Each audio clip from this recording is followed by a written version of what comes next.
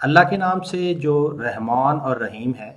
Lecture number 11 का आगाज़ करते हैं। तमाम तलबा को मेरी तरफ से खुशामदीद। आपकी फ़ीडबैक मेरे तक पहुंच गई है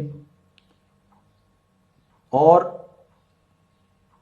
मैं इस चीज़ से आगाह हूं कि आप मुश्किल हालात में बिजली के मसाइल हैं, नेट के मसाइल हैं, इनके बावजूद अपनी तालीम का सिलसिला जारी रखे हुए हैं और मैं इस पे तमाम तलबा को अप्रिशिएट करता हूँ। आप फ्यूचर के लीडर्स हैं। लीडर का काम हालात से निबर्द आज़मा होना और अपने काम और मिशन को जारी रखना है। आप विक्टिम नहीं हैं जो हार मान लेंगे, आप लीडर हैं। आपने मुश्किलात के बावजूद आगे चलते रहना है और आप आगे चल रहे हैं। तो इसके साथ हम लेक्चर नंबर 11 का आगाज़ करते हैं। आज का मौजू कंपोनेंट नंबर 2। हम component number 1 water supply engineering का कवर कर चुके हैं और वो कंपोनेंट नंबर 1 वाटर सोर्स था। सोर्स ग्राउंड वाटर पे भी बेस किया जा सकता है, उस सूरत में ट्यूबवेल लगाया जाता है। और अगर ग्राउंड वाटर अवेलेबल ना हो या रिक्वायर्ड क्वालिटी का ना हो तो फिर सरफेस वाटर पे स्विच कर लिया जाता है। सरफेस वाटर को टैप करने के लिए इनटेक स्ट्रक्चर बनाया जाता है। उसके बारे में आप गुज़श्ता लेक्चर्स में तफसील से पढ़ चुके हैं। आज कंपोनेंट नंबर 2 यानी वाटर ट्रांसमिशन लाइंस या जिनको राइजिंग मेन भी कहा जाता है, उस पे तफसीली गुफ्तगू होगी। तो आए चलते हैं लेक्चर नंबर 11 की तरफ। लेक्चर नंबर 11 हम स्टार्ट करेंगे ट्रांसमिशन लाइन या राइजिंग मेन की डिज़ाइन इक्वेशन से। तो डिज़ाइन इक्वेशन आपके सामने है। Q it is equal to area into velocity. आमतौर पे Q आपको मालूम होता है। वेलोसिटी डिज़ाइन क्राइटेरिया एक लिमिट रख देता है वेलोसिटी के ऊपर और लिहाजा आप एरिया और फिर डायमीटर ऑफ द पाइप ये फाइंड आउट कर सकते हैं कि ट्रांसमिशन लाइन के लिए या राइजिंग मेन के लिए एप्रोप्रिएट डायमीटर क्या होना चाहिए।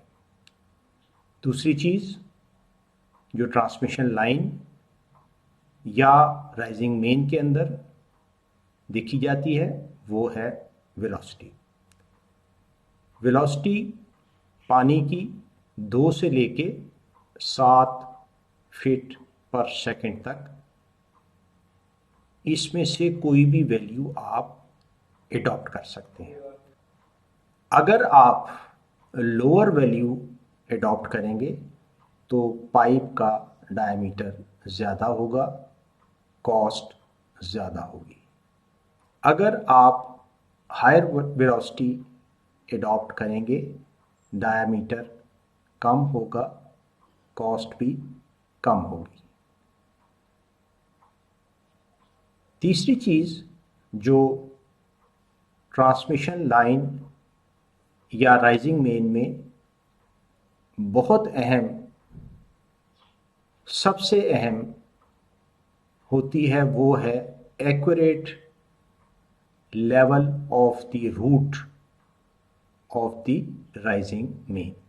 राइजिंग मेन ने जिस रूट पे बिछना है, कोई सड़क का किनारा है या उसने खेतों में से गुजरना है, जहाँ से भी गुजरना है, उसका जो रूट आपने फिक्स किया है उस रूट के ऊपर एक्यूरेट लेवलिंग, ये एक इंतहाई अहम स्टेप है जिसको अगर आप इग्नोर करेंगे तो you will land into serious troubles. Therefore, accurate levels of the route on which transmission main or rising main is to be laid must be done. Fourth चीज जो ट्रांसमिशन लाइन या rising main में अहम है वो है आप उसका एल सेक्शन या प्रोफाइल वो ड्रॉ करें। बहुत ही अहम चीज है। प्रोफाइल क्या है? It is a graph with distance along x-axis and ground levels along y-axis. It helps in correct placement of air valves and washouts. Air valves, wash out, इस पे तफसीली गुफ्तगू आगे चल के होगी कंपोनेंट नंबर 3 में। For smooth operation of long rising mains, never ignore it, इसको कभी भी लाइटली मत लें। Make it a point that you have performed an accurate leveling on the root of the rising main and you have developed a profile of the rising main, and from the profile you will come to know where are the summits, उसमें ऊंचे मुकाम जिनका level high है या highest है किसी भी section में वो कौन से हैं और लोएस्ट पॉइंट कौन से हैं। तो जो हाईएस्ट पॉइंट्स हैं वहाँ आपने एयर वेल्व्स लगाने हैं और जो लोएस्ट पॉइंट हैं वहाँ हस्बे ज़रूरत वॉश आउट लगाने हैं। अगर ऐसा नहीं होगा तो फिर इसका क्या नतीजा बरामद होगा? इसका नतीजा ये बरामद होगा कि आप की ऑपरेशनल प्रॉब्लम्स बहुत बढ़ जाएंगी। पाइप बार बार फटेगा, फंक्शन बार बार रुकेगा, शिकायत होंगी और फिर आपकी पूछ परतीत हो सकती है। इसलिए accurate leveling and drawing of the L section and correct placement of air valves and washouts by consulting the profile or L section is very important task when you are designing a transmission line or rising main. Number 5 पे आप जो काम करेंगे design के दौरान वो losses calculate करेंगे जो ट्रांसमिशन लाइन या राइजिंग मेन में होंगे। लॉसेस कैलकुलेट करने के लिए हेजन विलियम इक्वेशन की ये फॉर्म यूज़ करेंगे जो कि पिछले लेक्चर्स में भी डिस्कस तफसीली तौर पे हो चुकी है। अब मैं देखता हूं कि हेड लॉसेस किन चीज़ों पे डिपेंड करते हैं और उनका उन फैक्टर्स से कोरिलेशन क्या है। आप ये देखें कि head losses they are directly proportional to the discharge. जैसे जैसे आप डिस्चार्ज बढ़ाते जाएंगे एक गिवन डायमीटर के अंदर, डायमीटर फिक्स है, आप डिस्चार्ज बढ़ाते जाएं, लॉसेस बढ़ते जाएंगे। ये हेजन विलियम इक्वेशन बता रही है। ये अगर कांस्टेंट है, इसको हटा दें तो head losses are proportional to the discharge raise to the power 1.85। तो ये लीनियरली प्रोपोर्शनल नहीं है, बल्कि पावर 1.85 प्रोपोर्शनल है। दूसरा factor Hazen William constant C, this is inversely proportional to the head losses. जैसे जैसे ये बढ़ता जाएगा, लॉसेस कम होते जाएंगे। तीसरी चीज length. Length is directly proportional to the head losses. Length बढ़ाते जाएंगे, लॉसेस बढ़ते जाएंगे। आखिरी चीज diameter of the pipe. This is inversely proportional to the head losses but raised to the power 4.87। डायमीटर आप बढ़ाएंगे, हेड लॉसेस कम होंगे, लेकिन पावर है 4.87। थोड़ी सी इंक्रीज डायमीटर की काफी हद तक लॉसेस को घटा देगी, और थोड़ी सी डिक्रीज लॉसेस को काफी हद तक बढ़ा देगी। अब हम आते हैं C की तरफ, हेजन विलियम कांस्टेंट। ये डिफरेंट पाइप्स के लिए डिफरेंट वैल्यूज हैं, आपको लिटरेचर से अवेलेबल हो जाएंगी। यहाँ हम देखते हैं गैल्वनाइज्ड आयरन के लिए 100 है। अब ये 100 की वैल्यू कैसे निकालते हैं? अगर आप बिल्कुल ब्रांड न्यू पाइप लिया जाए गैल्वनाइज्ड आयरन का, तो उसकी C की वैल्यू 120 होती है। लेकिन जैसे जैसे वक्त गुजरता है, वो अंदर से थोड़ा बहुत वियर एंड टियर होता है, और अपनी डिज़ाइन लाइफ में भी 15 ईयर्स के करीब पहुंचता है, तो उसकी जो C वैल्यू है वो घटना शुरू होती है रफनेस बढ़ने के साथ। तो डिज़ाइन पे हमने वो वैल्यू लेते हैं जो बिल्कुल उसकी डिज़ाइन लाइफ के एंड पे वैल्यू होती है। ये बात आपने याद रखनी है। Steel and ductile iron pipe value is 100, mild steel value is 100, PVC value is 140। PVC के पाइप अंदर से स्मूथ होते हैं, इसलिए C की वैल्यू हाई होती है। और देखें, C की वैल्यू जब हाई होती जाएगी, लॉसेस कम होते जाएंगे, कम रेजिस्टेंस पानी को मिलेगी, तो उसका हेड लॉस भी कम होगा। Asbestos cement pipe 120, polyethylene pipe 140,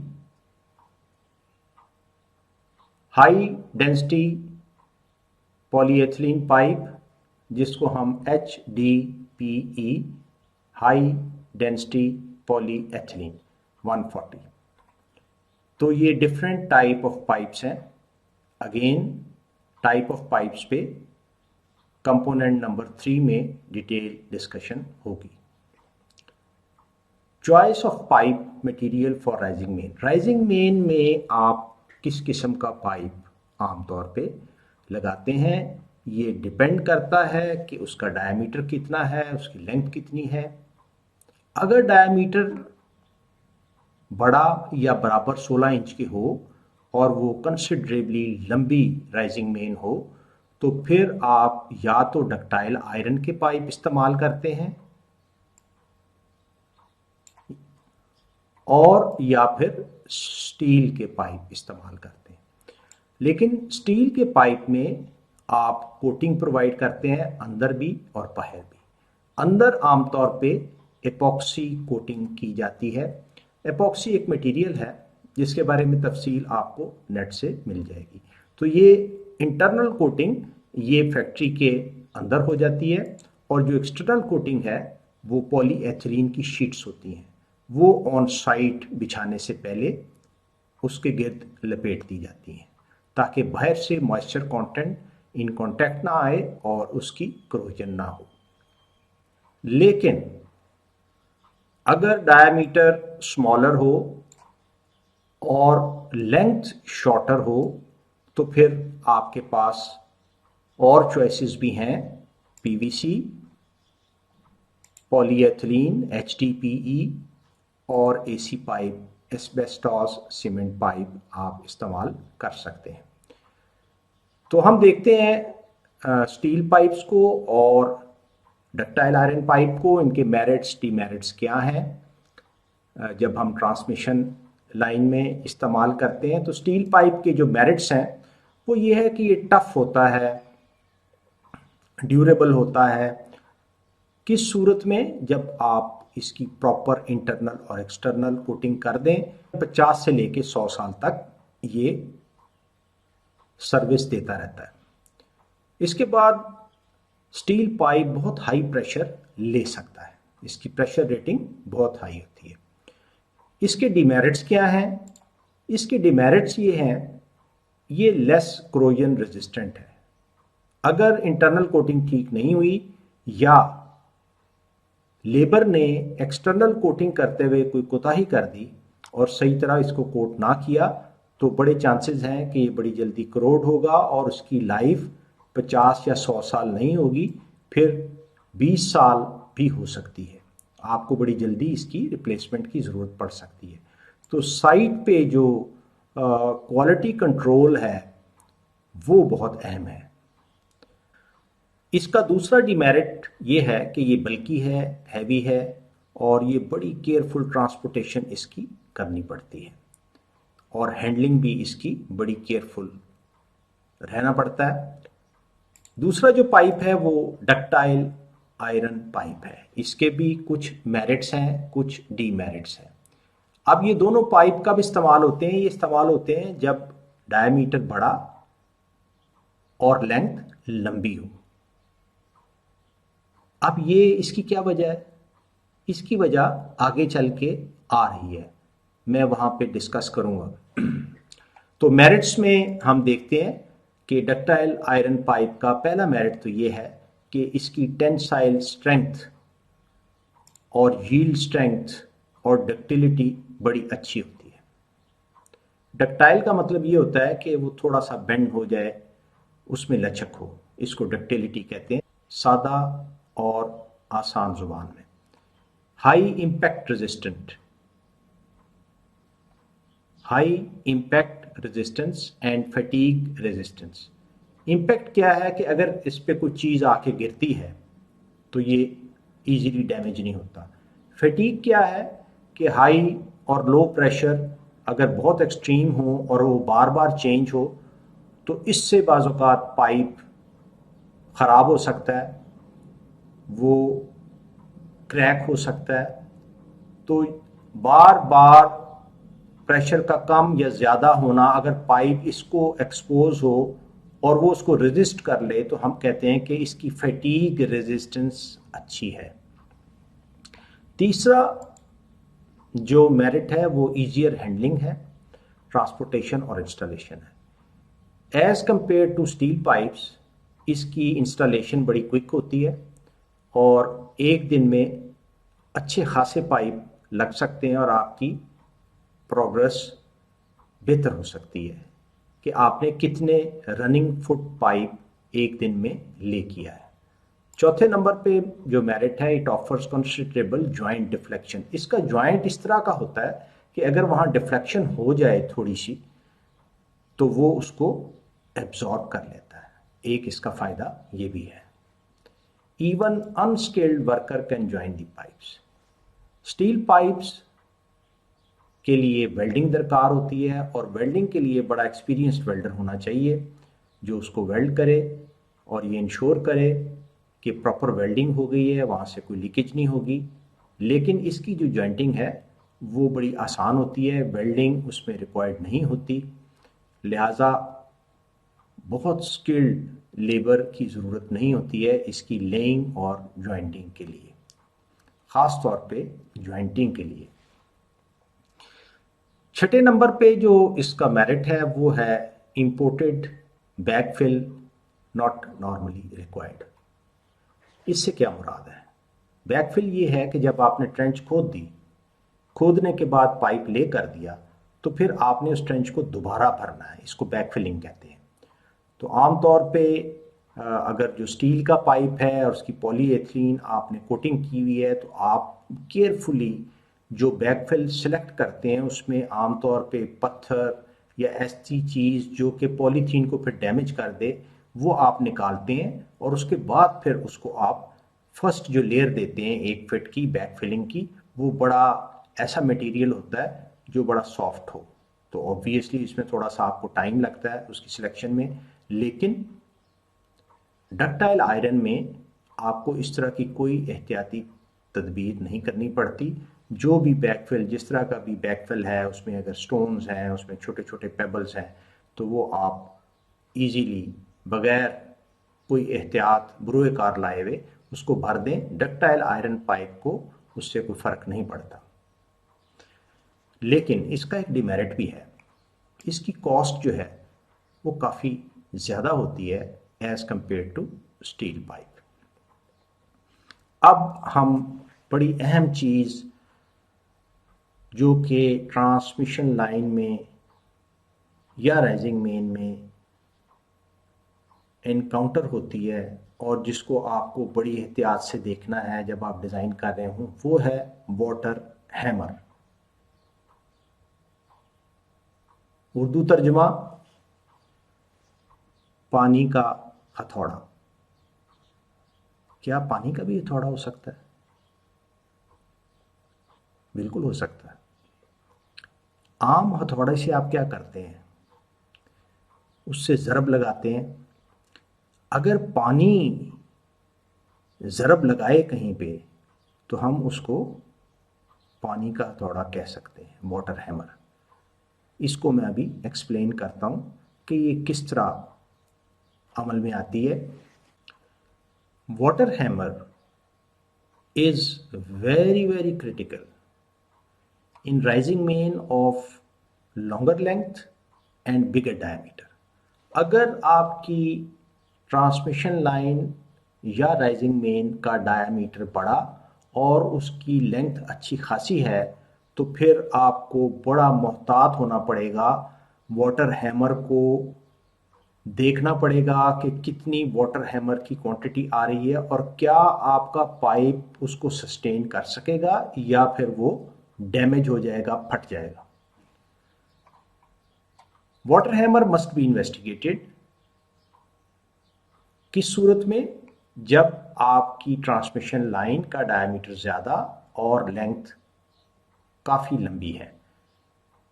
and this process of the investigation of the water hammer, it is normally referred as surge analysis। इसको सर्ज एनालिसिस भी कहा जाता है। सर्ज एनालिसिस, सर्ज क्या है? अचानक कोई बड़ी चेंज, उसको सर्ज कहते हैं। प्रेशर के अंदर एक बड़ी तब्दीली, इसको वाटर हैमर कहा जाता है।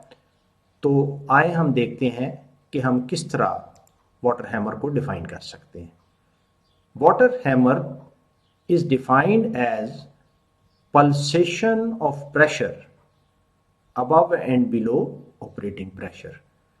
आपका जो नॉर्मल प्रेशर पाइप के अंदर है, अगर कोई ऐसी सिचुएशन अराइज हो कि वो एकदम बहुत बढ़ जाए और फिर वो एकदम बहुत नीचे आ जाए वर्किंग प्रेशर से, और ये अप एंड डाउन थोड़ी देर के लिए हो, तो इसको वाटर हैमर कहा जाता है। ऑब्वियसली अगर आपका प्रेशर पाइप का नॉर्मल जो वो ले सकता है 200 फुट है और अचानक प्रेशर 800 फुट पे चला जाता है किसी वजह से, जो हम अभी आगे जाके देखेंगे, तो वो पाइप उसको सस्टेन नहीं कर पाएगा और क्या होगा? पाइप फट जाएगा। अब वाटर हैमर क्यों होती है? इसकी वजूहात क्या हैं? पहली वजह, क्विक ओपनिंग और क्लोजिंग ऑफ द वैल्व। कोई राइजिंग मेन है, उसके एंड पे बड़ी लंबी है, लेट से 5 मील लंबी है, 5 किलोमीटर लंबी है, उसके एंड पे कोई स्लूइस वेल लगा हुआ है, आपने अचानक उसको बंद कर दिया। अब पानी एक खास वेलोसिटी से पाइप में चल रहा है, फर्ज करें 6 फुट पर सेकंड की वेलोसिटी से, जब आप अचानक उसको रोकेंगे तो उसका एक मोमेंटम होगा, एक फोर्स होगी, वो फोर्स जाके लगेगी वहां पे स्लूइस वेल पे, और पानी का वो जो एक कॉलम चल रहा है पाइप के अंदर वो वहां टकराएगा एकदम, और फिर वापस आएगा, फिर टकराएगा, फिर वापस आएगा, और ये इस प्रोसेस में pulsation of the pressure above and below the normal working pressure, it is known as water hammer. ये तो थी पहली वजह। Number 2, sudden stopping of the pump. अचानक पंप को आप स्टार्ट कर दें। याद रखें, पंप जो जब स्टार्ट करते हैं तो उसमें स्टार और डेल्टा 2 मोड्स होते हैं। पहले आप एक मोड पे चलाते हैं जिसमें पंप स्लोली चलता है और आहिस्ता आहिस्ता पानी पंप करता है, और फिर आप दूसरे मोड पे करते हैं तो फिर वो अपना पूरा डिस्चार्ज देता है। तो इस तरह ग्रेजुअली उसको बढ़ाया जाता है डिस्चार्ज को। तो ये 2 कॉजेज थी वाटर हैमर की। वाटर हैमर की कैलकुलेशंस किस तरह से होती हैं? अगर तो आपकी एक राइजिंग मेन है, सिंपल सिस्टम है, तो फिर आप इक्वेशन यूज कर सकते हैं। अदरवाइज अगर कोई बहुत ही पेचीदा सिस्टम है, बहुत बड़ा अर्बन सेंटर है, उसमें बेशुमार पाइप्स हैं, तो फिर आप आम तौर पे सॉफ्टवेयर इस्तेमाल करते हैं जो सर्ज एनालिसिस आपको करके देते हैं, मार्केट में अवेलेबल है। और अगर आपका सिंपल केस है तो फिर आप अमेरिकन वाटर वर्क्स एसोसिएशन, आवा, AWWA, American water works association, इसका मैनुअल है एक स्टील पाइप्स के लिए, उसमें एक फार्मूला दिया हुआ है, वो आप इस्तेमाल कर सकते हैं। हम उसको अभी इस्तेमाल भी करेंगे और आपके सामने उसकी एप्लीकेशन आ जाएगी। उस फार्मूले के मुताबिक A जो है वो वेव वेलोसिटी को जाहिर करती है। वेव क्या है? पानी जो पाइप के अंदर चल रहा है एक खास वेलोसिटी से, उसको वेव कहा गया है। तो वेव वेलोसिटी निकालने के लिए ये फॉर्मूला दिया उस मैनुअल में, 12 डिवाइडेड बाय, और ये सारे सिंबल्स आप जो देख रहे हैं इसमें, और A के जो यूनिट्स हैं वो फीट पर सेकंड में उस फार्मूले के मुताबिक हैं। और मैनुअल में कहा गया है कि जो हैमर है वो AV डिवाइडेड बाय G, और इसके यूनिट फिट में है, क्योंकि प्रेशर भी हम फिट में ही ले रहे हैं। खास तौर पे वाटर सप्लाई के अंदर टर्मिनल प्रेशर आप ले रहे हैं वो भी फिट में ले रहे हैं। इसी तरह ये आसानी होती है। इसके अलावा भी यूनिट्स हैं, वो भी इस्तेमाल हो सकते हैं। मैनुअल के मुताबिक हैमर जो है वो वेव वेलोसिटी को जब आप वेलोसिटी ऑफ वाटर से मल्टीप्लाई करते हैं और G से डिवाइड करते हैं तो वो वाटर हैमर दे देता है। तो फिर आपको देखना होता है कि हैमर कितनी आ रही है। अगर बहुत ज़्यादा आ रही है तो फिर कुछ एहतियाती तदाबीर इख्तियार करनी पड़ती हैं, वो भी हम देखेंगे। तो आए हम कैलकुलेट करते हैं एक केस के लिए। Calculation of water hammer pressure for 24 inches और 600 millimetre AC and steel pipe for a working pressure of 290 feet is shown in the table below. Working pressure उस प्रेशर को कहते हैं जिसपे आमतौर पे नॉर्मल कंडीशंस में आपका पाइप एक्सपोज होता है, जिस प्रेशर को उसको वर्किंग प्रेशर कहते हैं।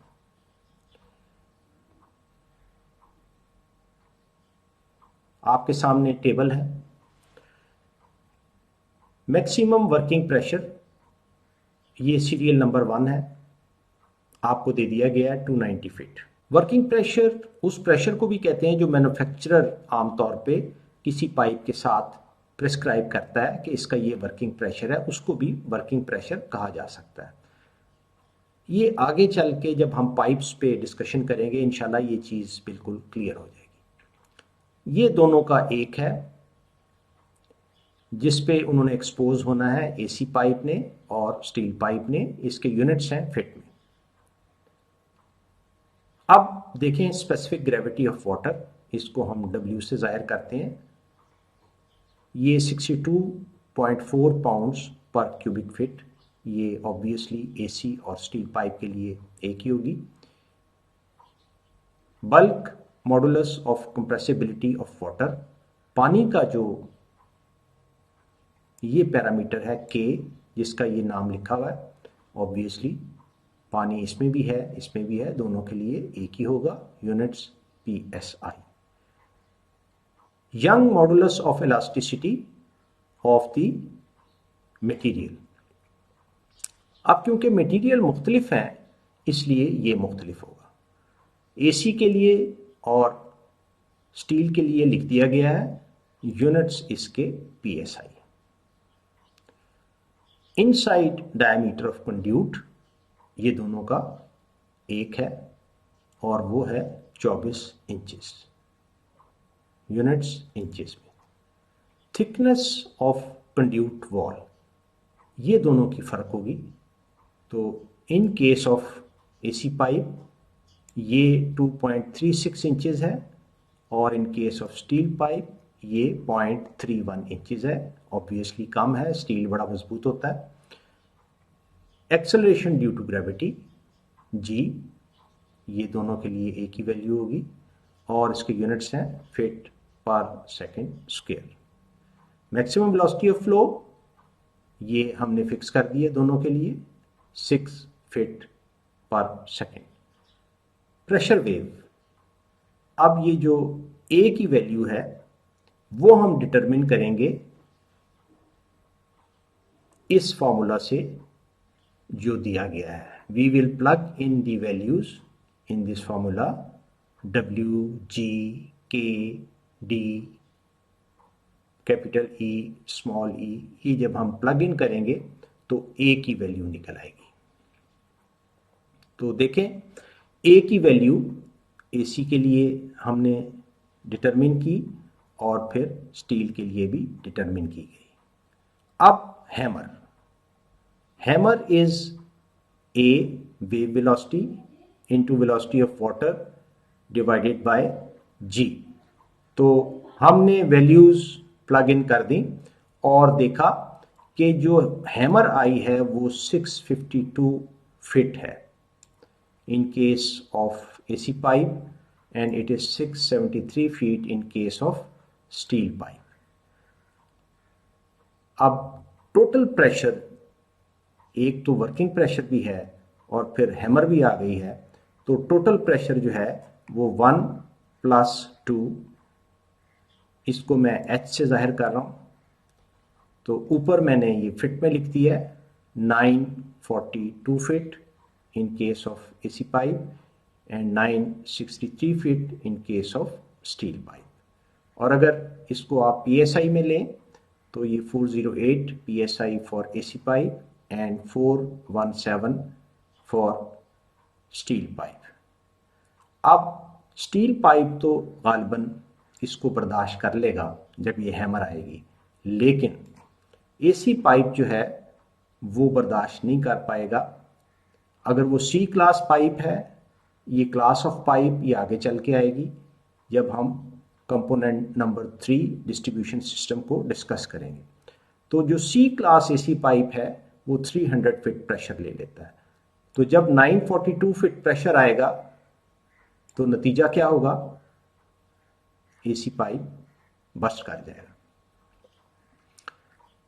नाउ स्टील पाइप में sustain up to 1000 PSI pressure। अब ये देखें आपके सामने PSI में जो प्रेशर है वो 417 है। तो स्टील पाइप को जब वो हैमर आएगी तो उसको कोई ज़्यादा फर्क नहीं पड़ेगा, ना ही वो फटेगा, वो उसको सस्टेन कर लेगा। प्रेशर्स के लिए मैं आपको एडवाइस करूँगा, please refer to the manufacturer brochure for exact information. मैंने जो इंफॉर्मेशन दी है इस पे प्लीज़ रिलाई ना करें। आप कोशिश करें कि जो इंफॉर्मेशन है कि उसका वर्किंग प्रेशर, मैक्सिमम प्रेशर वो क्या ले सकता है, वो जो ब्रोशर मैन्युफैक्चरर प्रोवाइड कर रहा है उससे ये चीज़ें ली जाएं तो बहुत मुनासिब है। Measures to control water hammer. अब पानी का जो हैमर आएगा उसको कैसे कंट्रोल करना है, उसके मुख्तलिफ तरीके हैं। सबसे पहला, check slash non return valves. अब ये जो हल है ये छोटे डायमीटर के पाइप के लिए है। इसको अब मैं एक पेंट में ड्रॉ की फिगर के साथ फर्दर एक्सप्लेन करता हूँ। तो इसमें स्टूडेंट्स हम देखते हैं कि अगर हम नॉन रिटर्न वेल्व देते हैं स्मॉल डायमीटर के पाइप में तो उसका क्या असर होता है। आप देखें, आपके सामने ये तस्वीर है, इसमें सबसे ऊपर case 1 without non return valve. तो यहाँ आप देखें कि इस पाइप के अंदर पानी ट्रेवल कर रहा है। पाइप का डायमीटर 6 इंचेस है और फर्ज कर लें पानी 6 फीट पर सेकेंड की वेलोसिटी से ट्रेवल कर रहा है, जो कि आम तौर पे ट्रांसमिशन लाइंस राइजिंग मेन में रखी जा सकती है। पाइप की लेंथ 20,000 फीट है। इस एंड पे एक स्लूस वेल्व लगा हुआ है। अगर इस स्लूस वेल्व को अचानक बंद कर दिया जाए तो ये 20,000 फुट लंबा वाटर कॉलम जो 6 फीट पर सेकंड की वेलोसिटी से ट्रेवल कर रहा है वो यहाँ आके टकराएगा और एक हैमर की कैफियत पैदा करेगा और टकरा के फिर वो इस पाइप पे भी एकदम हाई प्रेशर एग्जर्ट करेगा और फिर ये वापस जाएगा। इधर भी इसको जगह नहीं मिलेगी, फिर ये इधर आके टकराएगा और फिर ये वापस जाएगा, फिर इधर आके टकराएगा और ये थोड़ी देर तक होता रहेगा। और हैमर की डेफिनेशन भी ये है, pulsating of pressure means systematic variation up and down of the pressure. तो एक हाई इम्पैक्ट इस पाइप पे आ जाएगा अगर इस स्लूस वेल्व को अचानक बंद कर दिया जाए। और ये जो फोर्स है, ये जो मोमेंटम जिसके साथ ये मूव कर रहा है वो है मास इनटू वेलोसिटी। अब ये है केस 1। केस 2 में हमने ये किया, ये है विद नॉन रिटर्न वेल्व्स। अब हमने इसमें मुख्तलिफ जगह पे NR वेल्व यानी कि नॉन रिटर्न वेल्व दे दिए वक्फे वक्फे से, और इनका जो डिस्टेंस है वो public health engineering design criteria में दिया हुआ है। जहाँ तक मुझे याद पड़ रहा है 5,000 फीट या 6,000 फीट है। तो आपने वक्फों वक्फों से ये नॉन रिटर्न वेल्व दे दिए। जैसे ही आप इस सूरत में यानी केस 2 की सूरत में जहां आपने नॉन रिटर्न वेल्व दिए हुए हैं, अगर अचानक ये स्लूस वेल्व बंद कर दिया जाता है तो ये पानी जब यहाँ टकरा के वापस आएगा तो ये नॉन रिटर्न वेल्व इस डायरेक्शन में फ्लो की इजाज़त देगा, वापस जाने की इजाज़त नहीं देगा। इसीलिए इसको नॉन रिटर्न वेल्व कहा जाता है। तो ये ऑटोमेटिकली बंद हो जाएगा जब पानी वापस आने की कोशिश करेगा। इसी तरह इस पोर्शन का पानी जब वापस जाने की कोशिश करेगा तो ये भी बंद हो जाएगा। तो इस सूरत में जो मोमेंटम है मैस इनटू वेलोसिटी, ये मैस जो है जब हम वाटर कॉलम की लेंथ जो 20,000 फुट थी पहले, हमने उसको छोटा कर दिया तो उसका मोमेंटम या फोर्स भी कम हो गई। तो जो हैमर आएगी वो सिग्निफिकेंटली रिड्यूस हो जाएगी। इस तरह हम हैमर को कम कर सकते हैं। ये एक तरीका है जो हम डिस्कस कर रहे हैं कि हैमर को के इफेक्ट को किस तरह कम किया जा सकता है। तो ये पहला तरीका था। आए हम चलते हैं नेक्स्ट जो मेथड्स हैं जो कि पॉसिबल हो सकते हैं। दूसरा मेथड है सर्ज कंट्रोल वेल्व्स। सर्ज यानी कि प्रेशर का एकदम हाई होना, लो होना, हैमर का आना, इसके लिए अब मार्केट के अंदर वेल्व्स मौजूद हैं जिनको सर्ज कंट्रोल वेल्व्स कहा जाता है। तो जितनी भी सर्ज है आती है हैमर की सूरत में, वो ये वेल्व एब्जॉर्ब कर लेते हैं और पाइप महफूज रहता है। तीसरा तरीका, slow opening closing of sluice valve. तो आप अगर हैमर से बचना चाहते हैं, तो अगर हैमर से बचना हो तो स्लूस वेल्व को आहिस्ता आहिस्ता अगर बंद किया जाए तो फिर हैमर नहीं आएगी। आमतौर पे स्लूस वेल्व ऑपरेटर्स को ट्रेन किया जाता है, लेकिन बाज़ औक़ात कोताही हो जाती है, लिहाजा ऐसी सूरत में कोई ना कोई उसकी तदबीर होनी चाहिए कि अगर वेल्व ऑपरेटर से कोई कोताही हो जाती है, वो भूल जाता है, तो फिर उस सर्ज को या उस हैमर को जो आनी है उसको कंट्रोल किया जाए और पाइप को डैमेज होने से बचाया जाए।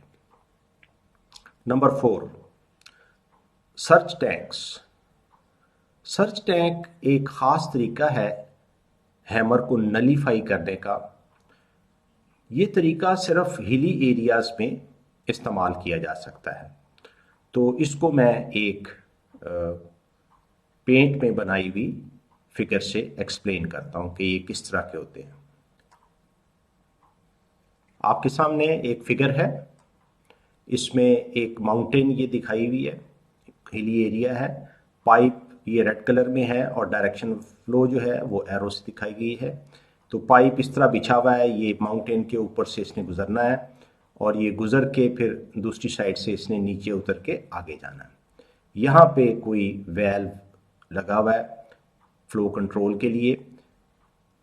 ये टॉप के ऊपर एक टैंक बनाया जाता है, इसको सर्ज टैंक कहा जाता है। पानी पहले इसमें आता है, उसके बाद यहाँ एक आउटलेट होती है जिससे ये नेक्स्ट पाइप में चला जाता है।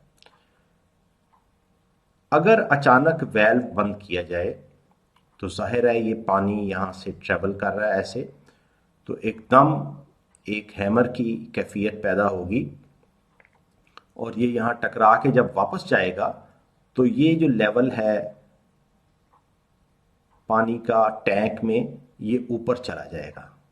तो ये सारी की सारी जो सर्ज है वो इस टैंक में एब्जॉर्ब हो जाएगी, पानी ये ऊपर चला जाएगा, फिर पानी ये नीचे आएगा, जब ये फिर दोबारा वापस जाएगा टकरा के फिर ये आएगा तो फिर ये पानी ऊपर चला जाएगा। तो ये थोड़ी देर तक वाटर लेवल फ्लक्चुएशन इसमें होगी और जब वो हैमर ख़त्म हो जाएगी तो फिर ये पानी यहाँ स्टैटिक हो जाएगा। तो ये भी एक तरीका है हैमर को कंट्रोल करने का। ये टैंक जो कि हैमर के इफेक्ट को एब्जॉर्ब करता है, इसको सर्ज टैंक कहा जाता है। ऑब्वियसली ये प्लेन एरियाज में नहीं दिया जा सकता क्योंकि टोपोग्राफी वहाँ अलाउ नहीं करती, ये सिर्फ हिली एरिया में अंडर स्पेसिफिक कंडीशंस दिया जा सकता है। वापस चलते हैं लेक्चर की तरफ। फिफ्थ जो रेमेडी हो सकती है to control water hammer, it is stronger pipe material that can bear the water hammer. और आखिरी हल ये है कि आप पाइप इतना स्ट्रॉन्ग लगाएं जो कि हैमर को ले ले।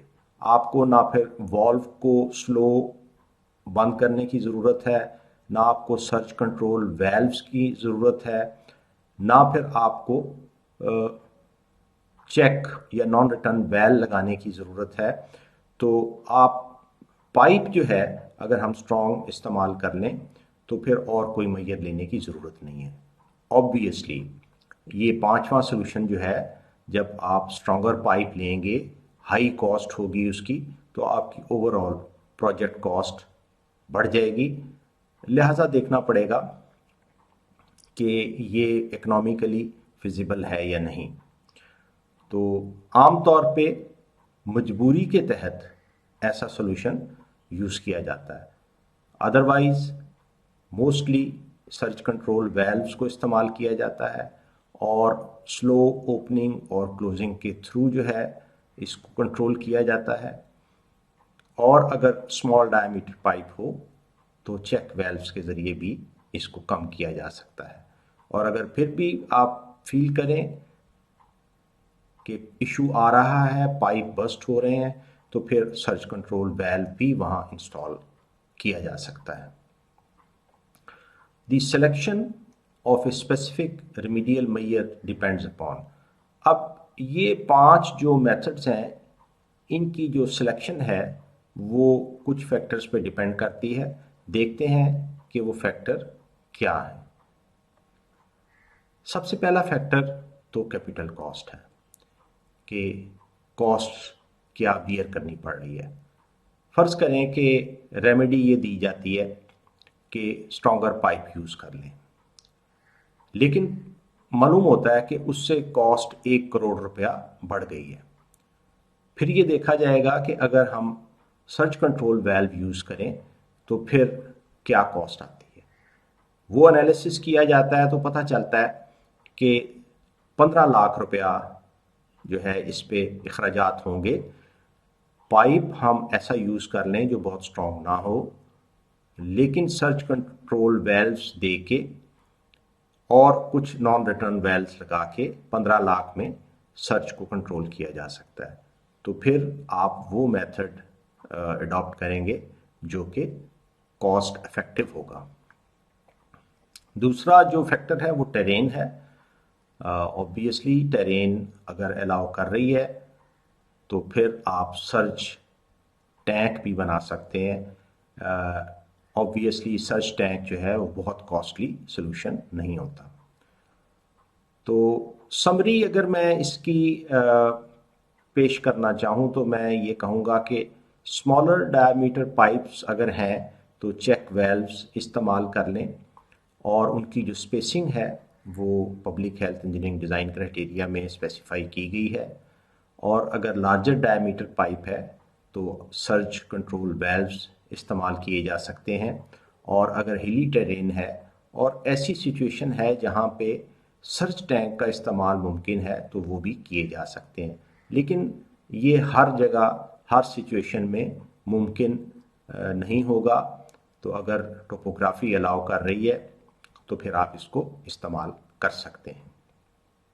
तो अज़ीज़ तलबा, आज का लेक्चर नंबर 11 हम यहाँ कंक्लूड करते हैं। आज हमने देखा कंपोनेंट नंबर 2। कंपोनेंट नंबर 2 है ट्रांसमिशन लाइंस या राइजिंग मेन्स, उनका डिज़ाइन और हैमर अगर आती है उसमें तो कैसे कंट्रोल किया जाएगा। ये चीज़ें आज हमने मुख्तसरन इसको रिव्यू किया। अपना ख्याल रखिए, तमाम एहतियाती तदाबीर को अडॉप्ट करें। अल्लाह ताला आपको अपनी हिफाजत में रखे, कामयाबी आपका मुकद्दर हो और आप हमेशा खुश रहें। अस्सलामु अलैकुम वरहमतुल्लाह।